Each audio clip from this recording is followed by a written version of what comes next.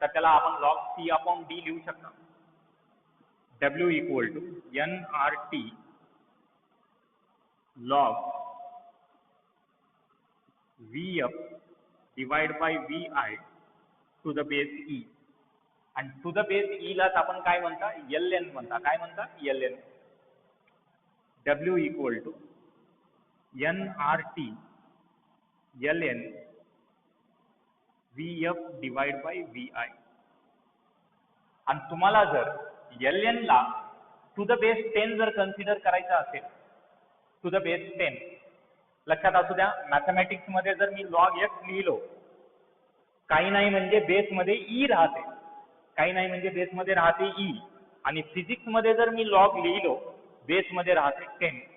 Physics मध्ये जर असं मी log लिहिलो तर बाय डिफॉल्ट बेस मध्ये 10 राहते. आणि मॅथमॅटिक्स मध्ये जर मी log x लिहिलो तर बाय डिफॉल्ट बेस मध्ये ई राहते. हे फरक समजून घ्या. आता तुम्हाला नॅचरल लॉगला आपल्या जनरल लॉग मध्ये जर कन्वर्जन करायचं असेल तर ते कन्वर्जन फॅक्टर सुद्धा आहे, ते मी इथं लिहून देतो. log x to the base e जर असेल त्याला आपल्याला जनरल लॉग मध्ये आणायचं आहे, तर ते येईल 2.303 log x to the base 10. हे व्हॅल्यू लिहून घ्या तुम्ही, पाठ असू द्या, कुठेही यूज होऊ शकते. आता या व्हॅल्यूला हे actually log x to the base e असल्यासारखं आहे. log x to the base e, त्याला आपण असंही म्हणू शकता या व्हॅल्यूला ln x. ln x जर अशी व्हॅल्यू असेल तर त्याला आपण असं लिहू शकता, हे ln x आहे. हे होईल W equal to nRT 2.303 log Vf divided by Vi. Vf divided by Vi.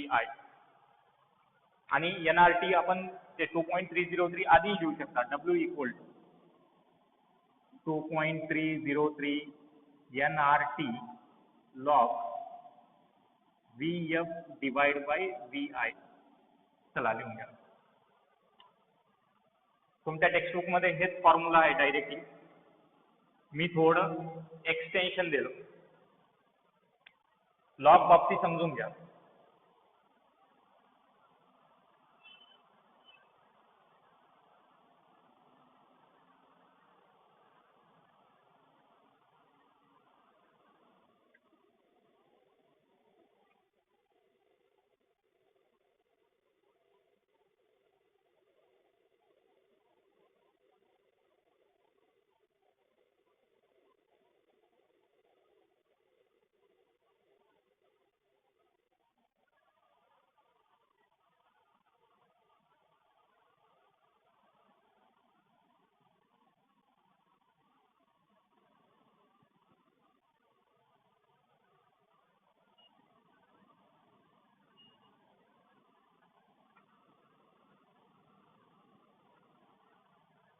For an ideal gas,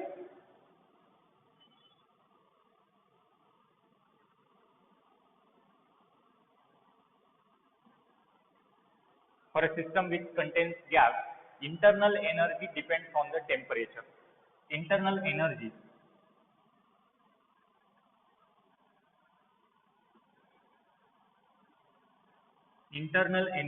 depends on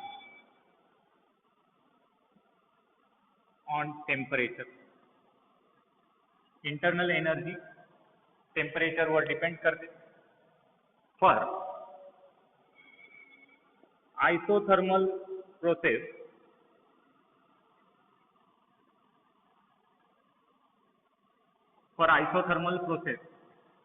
तुम्हाला तर माहित आहे आयसोथर्मल प्रोसेस मध्ये टेम्परेचर कसं राहते, कॉन्स्टंट राहते. तर चेंज इन टेम्परेचर काय येईल, 0 येईल. For isothermal process temperature is constant. Temperature constant असेल तर चेंज इन टेम्परेचर काय येईल, 0 येईल. चेंज इन टेम्परेचर येईल 0. चेंज इन टेम्परेचर 0 येत असेल तर इंटरनल एनर्जीचा चेंज सुद्धा 0 येईल. Therefore change in internal energy is also 0. मग चेंज इन इंटरनल एनर्जी जर 0 झालं तर याचं फर्स्ट लॉ ऑफ थर्मोडायनामिक्सवर काय इफेक्ट पडते ते बघू आपण आता. फर्स्ट लॉ ऑफ थर्मोडायनामिक्स काय आहे? Delta U change in internal energy is equal to Q minus W, where Q is heat added to the system and W is work done by the system. What is Q? Q is heat added by the system and W is work done by the system.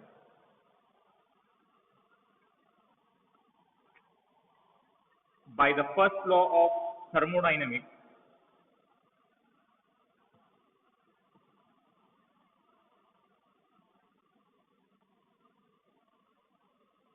the first law of thermodynamics,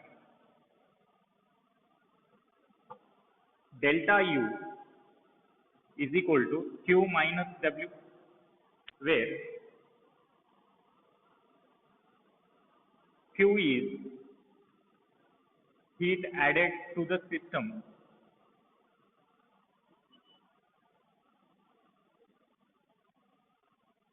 हे खूप महत्वाचं आहे. Q काय आहे माहित राहणं. सिस्टमला जे हीट ऍड झाली ते आहे Q आणि W काय आहे?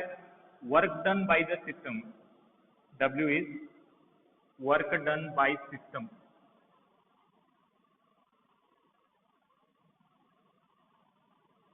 Work done by the system. But इथं काय आहे? आयसोथर्मल प्रोसेस असल्यामुळे डेल्टा यू 0 आहे. मग डेल्टा यू 0 असेल तर ते काय होते? Q minus W equal to 0 आणि Q इक्वल टू काय यायलाय आपल्याला? W यायला. आणि आपण समोर लिहिते वेळेस W चा ऑलरेडी फॉर्म्युला आपल्याला आलाय. टेक्स्टबुक मध्ये हे व्हॅल्यू हायलाइटेड आहे. हे फॉर्म्युला यूज करू. समोरचाही तुम्ही पाठ ठेवू शकता.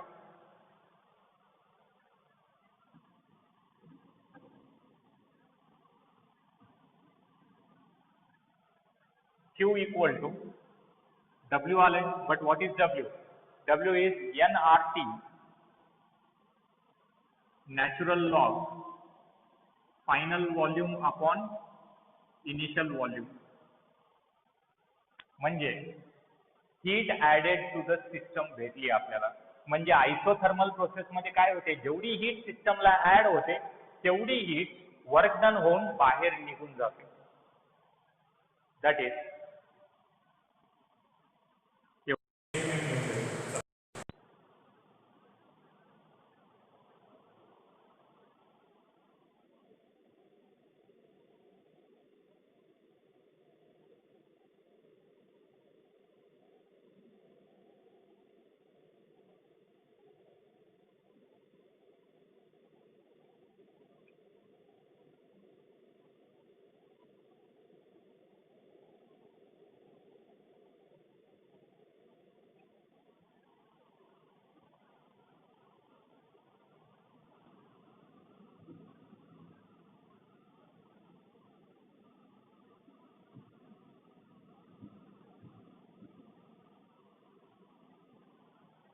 काय व्हायलंय? दॅट इज जे हीट ऍड व्हायली ते कशामध्ये कन्वर्जन व्हायली? वर्क डन मध्ये व्हायली. That is heat added to the system. Heat added to the system is completely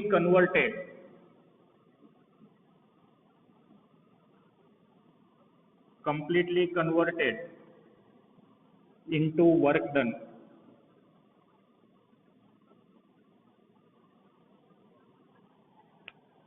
आणि जेव्हा एक्सपान्शन होते, फॉर एक्सपान्शन म्हणजे जेव्हा एक्सपान्शन होते हीट ऍडेड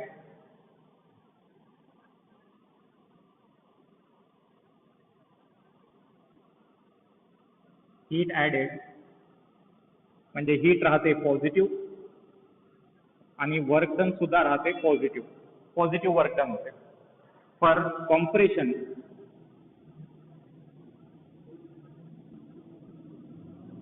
जेव्हा कॉम्प्रेशन होते सिस्टमवर वर्क डन होते म्हणजे वर्क डन नेगेटिव्ह राहते आणि हीट काय इन्क्रीज होते का मध्ये? जे एनर्जी वाढली सिस्टमची आपोआप ते रिलीज होऊन जाते. म्हणजे सिस्टमच्या बाहेर हीट निघून चालली, Q लेस देन 0. आता आपण आयसोथर्मल प्रोसेसचा जर पीव्ही डायग्राम जर बघितला, पीव्ही डायग्राम ते असा येते.